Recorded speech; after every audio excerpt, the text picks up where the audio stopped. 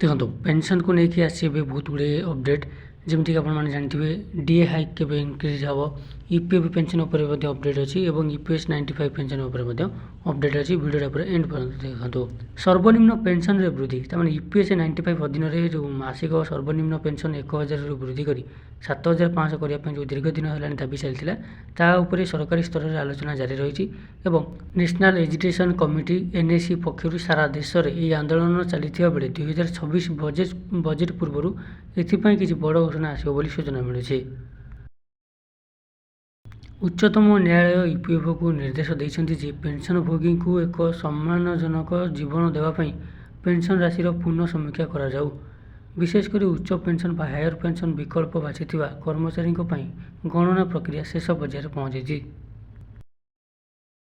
पेंशनभोगी मैंने दाबी कर सरकारी कर्मचारी पर यूपीएस 95 पेंशनभोगी को डीए बा डियरनेस अलाउंस मिलू जदि यह 2026 लागू हुए तेज बढ़ुवा दरदाम अनुसार पेंशन आपे आपे बढ़।